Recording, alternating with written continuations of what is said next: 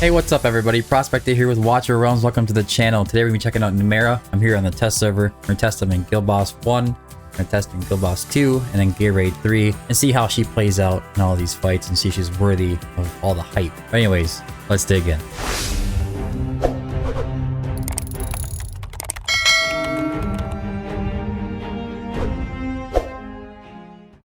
Okay, so Numera. I want to make sure I say that right. Numera is a Star Piercer fighter, which I had to point out that we have Araka, we have, what else is the other one? Apsan and Numera are going to be the only fighters in the Star Piercer faction. So it makes it very interesting in the first place that she can be placed as a fighter in the Star Piercer faction. As for the Lord ability she's going to be able to take advantage of, you're looking at Yovar, Araka, Numera, and Eliza. Eliza and Numera pretty much do the same thing. They just, as units, they're different. They basically just add 10% basic attributes to the heroes and increases their range by 1. Yovar and Araka are both going to also increase range by 1, but Yovar is going to increase the faction team members' damage increases by 15% every 20 seconds, stacking up to 3 times. So within a minute, you're going to have about 45% increased damage. And with Araka, it's going to all depend on how far away they are from the enemy, up to 50%. But it is very hard to get your heroes up to that maximum of 50% from Araka. Keep that in mind. Looking at the description, after realizing her mistakes, Numera received the blessing of the Grimthorn Elm. She wields the power of the Grimthorn Elm to bind her enemies in place, inject them with deadly venom, and protect the forest and atone for her past mistakes. Looking at the hero's basic attributes, she's a magic fighter with AoE damage. She has almost 16.6k HP. 4821 attack, 2871 defense, magic resistance is at 835, cost is 18, that's pretty average. Block is 2, redeployment time is 60, attack interval is 2.6, that's normal for a fighter. Attack speed is 100, crit damage is at 150%, and rage regen is pretty normal, sitting at 0%, and rage regen auto is at 14, these are all pretty average. Now for the promotions, we have Poisonwood Branch, which is a passive is going to unlock at promotion level 1. Promotion level 2, you're going to get a little farther range. I think that's very similar to Arrogance. Promotion level 3, you get Nature's Grasp unlocked. Promotion level 5, you're gonna get the Talent Enhanced, or Talent Unlocked basically. And then promotion level 6 just ends with basic attributes being higher. On to the skills. On the talent, we're hitting an enemy with basic attacks gains 1 Grimthorn Spike. There can be at most 4 Grimthorn Spikes gained from this effect at the same time. It's not the total that she can have, it's just how much she can get from this effect. When the hero already has 4 Grimthorn Spikes, triggering talent restores 50% or 50 rage instead. On the basic attack, we have a magic attack, deals 120% damage to one enemy one time. On the first passive, Poisonwood Branch, inflicts stun for 3 seconds when at least 2 Grimthorn Spikes hit the same target in a short period. It triggers Toxic Surge one time of 60% damage per poison stack when at least 3 Grimthorn Spikes hit the same target in a short period. Toxic Surge consumes the poison effects inflicted on the target, dealing a certain amount of magic damage based on the poison stacks consumed up to 40 seconds. On Nature's Grasp, each Grimthorn Spike inflicts Grimthorn Roots on the enemy hit. Grimthorn Roots deals continuous tier damage equal to 30% of the cast's attack per second, stacking up to 6 times, cannot be dispelled. On the ultimate, Nature's Wrath is on auto, so you cannot control it. It's kind of like, maybe it's a sad thing you can't control it. I don't think it really matters though. But it has a nice low cost of 400, lasts for 3 seconds. You can see she just shoots out those spikes and does a ton of damage when she does it. She immediately gains 2 extra Grimthorn Spikes and rapidly launches all Grimthorn Spikes to random enemies in range after charging for a short period, each spike dealing 280% damage. So if my math is correct, she should be able to do right around 1700 damage, 1700% damage.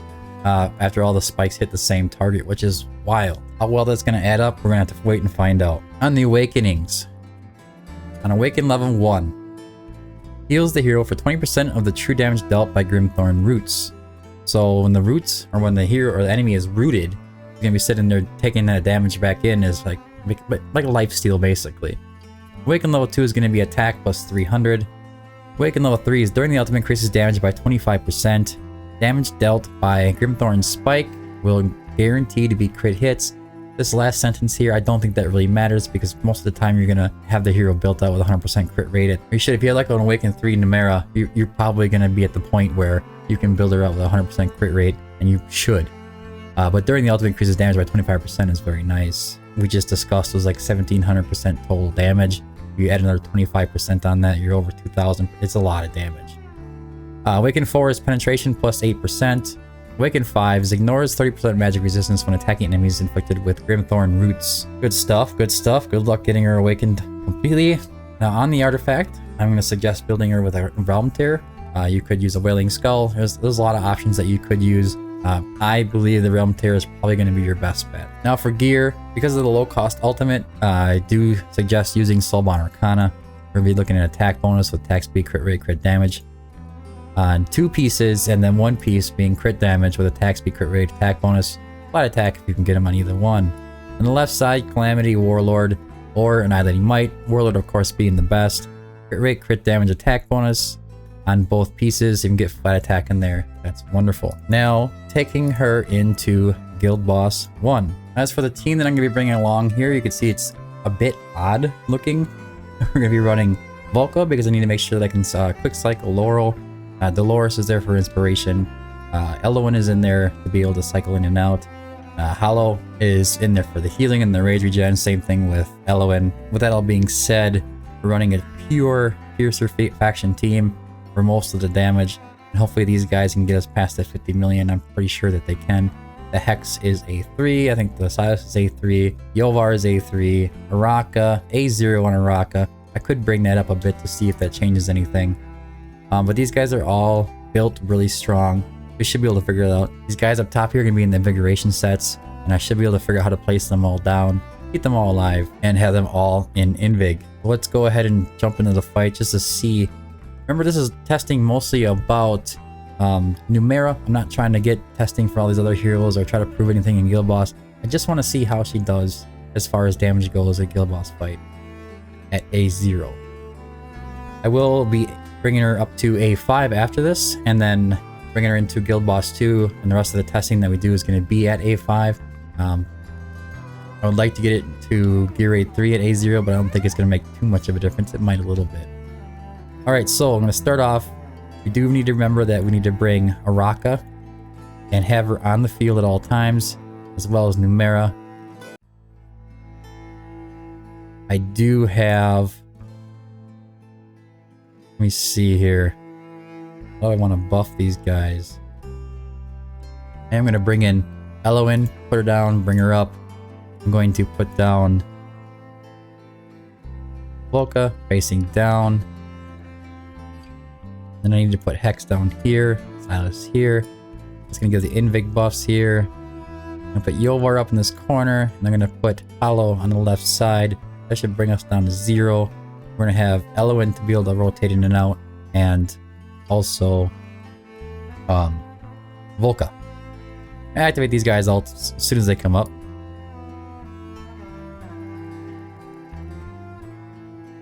Our Hex is A3. So he's gonna pretty much be able to stay in his ult form pretty much the whole fight. That's the hope anyways.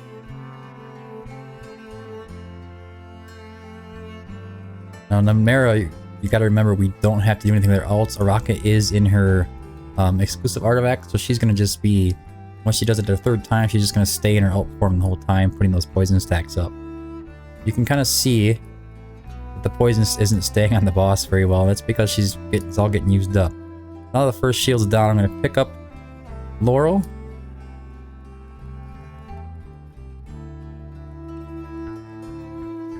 And go ahead and place down Elowen.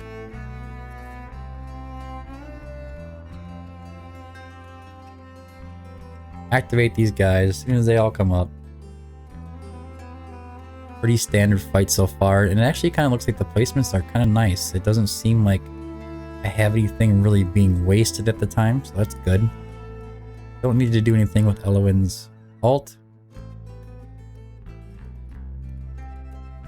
Right around 14k on the first, right around 3.5 minutes. This isn't anything too crazy, but it is nice. It makes me seem, or feel like that we are going to make it to the goal that we're looking for. About 3 seconds for Laurel to come back in. I'm going to wait on Yovar's ult. Pick up Elowen. Gonna put down Laurel. Pick her up. I'll activate Yovar first. Pick her up. Get the run done. I'm gonna place Volca up here. Activate Araka again. Naraka is in their permanent alt form now, so the hero evolves. Expanding attack range, increasing damage by 60%, hitting one more target. This effect lasts for 30 seconds. The only thing that really matters is the increased damage. Of course, the attack range as well. There you go, you see Numera's using her ults again.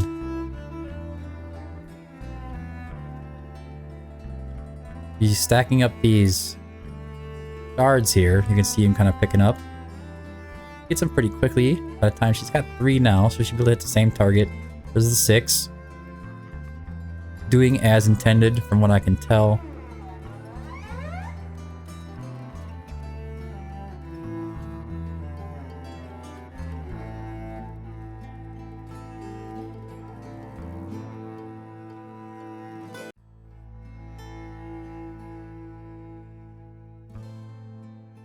I'm going to activate Dolores. I'm going to wait for Laurel to come back in. There we go. Activate Silas. Pick up Laurel. I'm going to place down Elowen.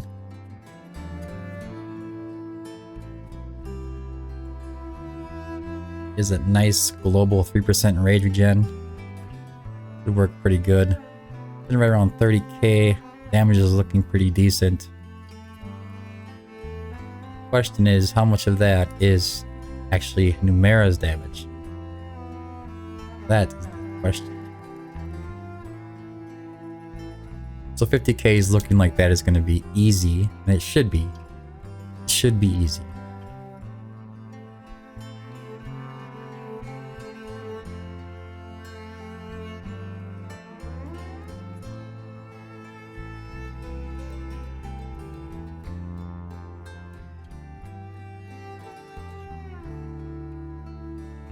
Approaching the time.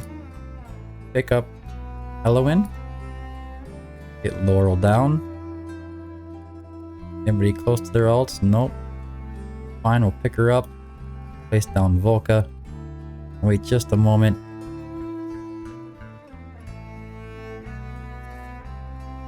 Shield should be coming up. Activate Silas and Yovar. They should completely demolish this shield. And they do. Comes Volca just in time. Right when the shield drops, but even more vulnerabilities up there. You see the poison stacks are up. We have vulnerabilities up. Attack down. Lower. Decreased speed. There's a lot of things going on up here. There's the 50 mil. Say 50k. Easy. Easy money. Laurel's coming back around again, so that means we're gonna pick up Volca. Put Laurel down. Activate Yovar. Pick up Laurel. Activate everybody else again. And we're gonna get Elowen back on the field. See how much more damage we can get in this last bit of time. None of these heroes are really required. This is kind of a comp that I just came up to to really focus and hone in on Numera. Didn't want to get a lot of other heroes involved doing all the work. That way it seemed like what she was doing really didn't matter. We have a really good number coming out of this. But like I said, it really matters about how much of this damage is being done by Numera. I think a decent amount is being done by her. The issue is bringing in poison heroes to have her be able to light up those poisons. So kind of lose from that, you know what I mean? We're just gonna let it finish at 60k blood. Very nice run. Especially for not a lot of thought. I could put a lot more testing into this and see where it goes. I'm gonna guess right around 70. She'd be like just about average, especially at A0. 75. Yovar coming in at 85. X, of course, doing a big brunt of the damage at A3. He's such an amazing hero. 213 million coming out of him, 120 out of Silas, 85 out of Yovar, and this is where the issue kind of arises, right? So she's gonna be taking most of the poison damage from any of the poison heroes are bringing on the field, and then she's gonna be igniting those, so she's gonna be taking responsibility for all that damage. So she's kind of stealing the damage. That's why Araka is sitting at 28 million. He should be sitting around 50 to 60. So that means, as far as Numera goes, probably stealing about 20 to 30 million from Araka, if I had to guess. My experience with like poison explodes kind of type of heroes, that is typically how that works in other games. So I'm assuming that's what's happening here. So now let's go into the run. I'm going to have Numera awakened to awakening level 5. Okay, so now Numera's awakened level 5. She's going to have increased magic resistance reduction. She's going to have penetration of 8%. She's going to have this increased damage from her ultimate by 25%, or during her ultimate by 25%. Attack plus 300. And she's going to heal herself. That doesn't matter. I'm going to do another run. I'm going to have a time lapse. I'm going to put it at like 600 speed. So you can kind of just see it. I'm trying to keep the video as short as I possibly can, so you're not sitting there, you don't need to watch the fight 20 times. I'll meet you at the detail screen and I'll show you what the damage results are, the difference between an A0 and A5 Numera are.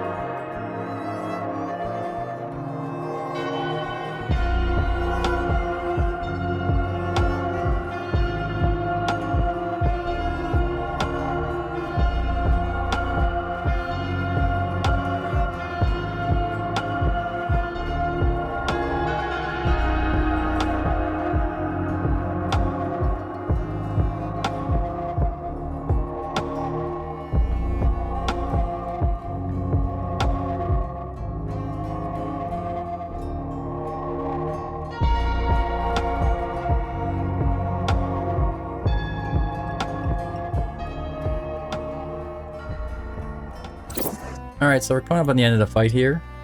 Results look pretty similar, so I'm not going to expect anything fantastic of a difference coming out of it. Which is kind of odd when you awaken a hero from level 0 to level 5. I think you see some huge differences. Let's go ahead and find out what she did this time. It was 75 million before. Now she's at 97. So the damage is significantly higher, I guess. I want to say we're looking at 23 million damage difference. Is that significant enough to be like, I need to go and wail on her to get Awaken 5? Absolutely not. Now, she does have some more utility in her awakenings besides just damage. You could consider that as a great option. But I would not be sinking any soul stones into Numera. I'd maybe try to get to, at most, Awakening 3 if you were going to try to push for it. Yeah, to get that extra damage. And there's that 25% damage difference, I'm assuming, coming from her ultimate. That's probably the big difference. A little extra attack, you know, makes up for the extra 2 or 3 million difference. And then the A1 is just doing heals, getting a little penetration. It's not really adding up to it, to be honest with you.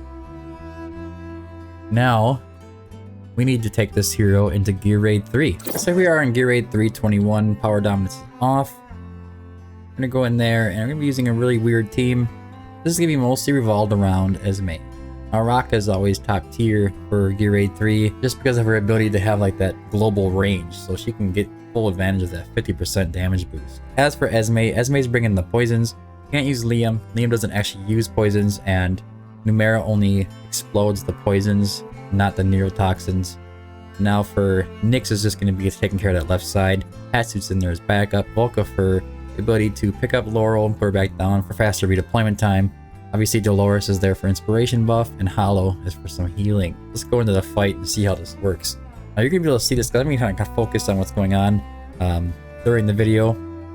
But you're going to really see this happening in real time when she is basically lighting up those poisons. You're going to see the boss chunk health coming off there. It's kind of interesting how it works, as long as I don't scuff the fight.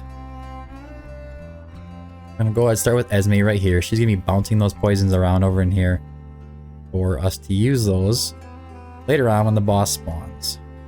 Hydro right here. This is the normal strat. I'm gonna put Dolores up here facing left. Get Esme that attack boost. Her ult is ready, but we are going to wait yet. Alright, put down Laurel. I'm gonna activate Esme first to get that damage boost. Then I'm gonna pick up Laurel, activate Idril, and Dolores. That should take care of all these guys here. Next I'm going to put down is our new fighter, Numera. She does hit the boss. You can see she's going to attack. As soon as it's up, you can see her, she's swinging away. He has the true damage going up right now. This is the poison, I mean. You'll see when the true damage comes up, it's going to be in a moment. There they come. Deals continuous true damage equal to 30%. Look at the damage coming out of her. It's very nice. Put down Hollow for some heals. You're going to activate those poisons at her own leisure, as well as her ult. So it is what it is. She does chunk the boss pretty nice when it does happen. Place down Laurel. I'm going to activate Dolores and then pick up Laurel.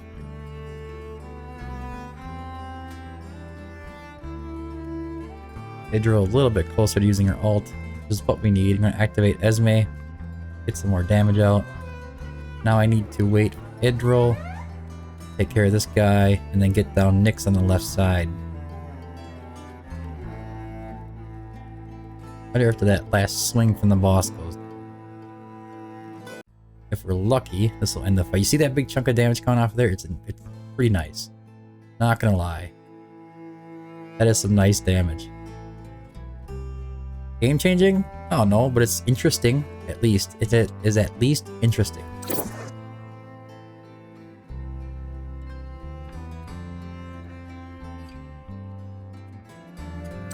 And that is it for the fight. Now, as far as what kind of damage she did, she's gonna end up stealing a lot of damage from Esme. The fact that she can explode those poisons, so she can kind of make it so some of the heroes can only place so many stacks of poisons. She can explode them, they can reapply. Explode them, they can reapply. It kind of makes it interesting because otherwise the stacks would just stay there doing the same default damage forever. This way you take the damage out of it and they can reapply. So it's kind of interesting in that way. So Idril, of course, coming at 23 million. And she did do a huge chunk of damage. That is massive damage for this fight. Esme coming in at 7, and like I said, she's probably stealing some of that damage from blowing up the poisons. But she's also enabling Esme to have more poisons out, so that does help either way. Nyx taking care of the left side at 6 million. I think that takes care of the showcase for GR3. She's very good at it. It's kind of like a better option than Arrogance, maybe even better than Zill too. The way she's exploding those poisons, especially if you bring Esme along with you. Now, one last place I was going to show her is Guild Boss 2, and we'll get right into that in just a moment. Okay, so here we are on Guild Boss 1, showcase for Numera. I have an interesting kind of thing going on here. We're going to be running the Nightmare Squad, Eloin, Percy, Constance. We do have the option to run Carnelian, but for whatever reason, I want to make sure that for the testing, I want to keep Carnelian out of it. I want to see what Araka, Numera, and Hex can do as far as the Titan Saw, and how well can they hold that blade coming back with all the stuns that they have coming in. You have to keep in mind that Torador also has some stuns. We have Araka coming in. Which ability is it here? It is right here. After every 4 attacks, the next attack will ensnare the target in spiderwebs and inflict stun on them, which is very nice. We have Hex coming in. He's going to have each attack launch has a 20% chance to inflict stun on the target for 2 seconds. Hex does put a lot of stuns. And then we have Numera, who has the ability to inflict stun when at least 2 Grimthorn spikes at the same target in a short period. Triggers Toxic Surge, blah blah blah. Interesting in my mind. I want to see if she can keep the stuns back. We have 4 different heroes here doing stuns, and how well can we keep that Titan Saw back? Now, I'm not going to showcase the whole fight. I will, at one point, just try to continue on to see how far I can get, and see how the damage compares to the other heroes. We know Hex is going to be the dominator of this fight. There's not really much you can do about that. Let's start by putting Lust and Arrogance in their usual spots. I'm going to put down Constance next to them. I'm going to go ahead and get, because of her extended range, I'm going to put her right here. She'll get an extra increased damage boost, bring back there. Also going to go ahead and place X right here. I'm going to place Elo in here. I have Percy facing upwards here. And I have to place, I'm going to believe, yeah, she will touch her from there. Yes. I'm going to put Raka up here. I'm going to put Torador back here. And Velka right here.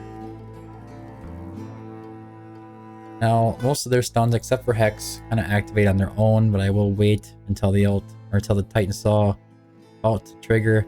And we'll wait to make sure we get that optimal holdback, hopefully.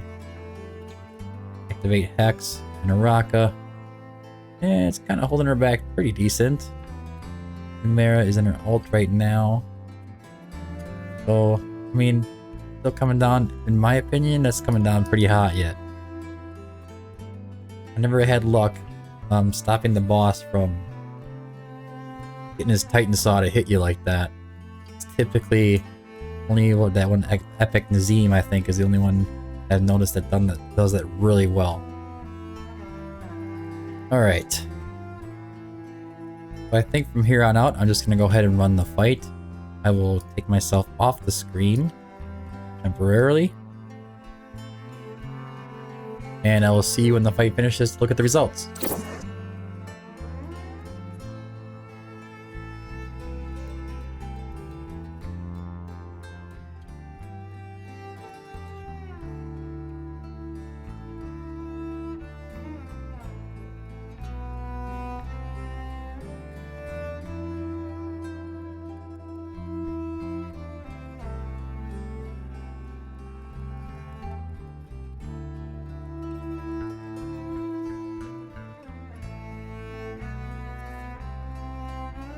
Or this will be the end of the fight, it looks like.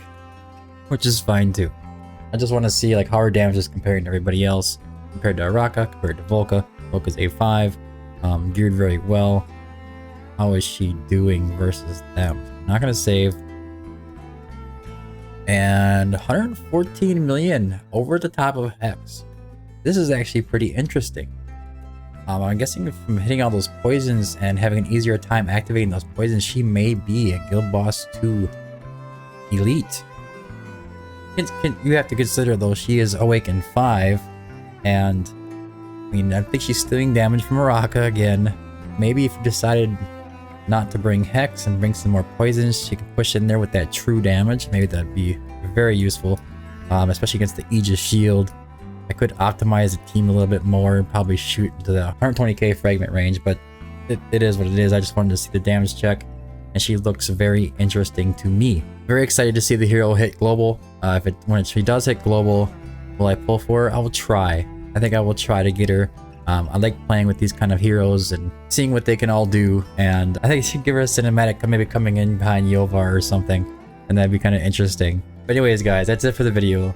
Thanks for tuning in. I hope you found it helpful. If you did, don't forget to like and subscribe. Remember, it helps me a ton. So just drop a like and a sub. Smash the like button. Leave a comment if you have any questions or if you have any ideas for testing the hero further. Or maybe I didn't do something that really showcased it like you thought she should have been showcased.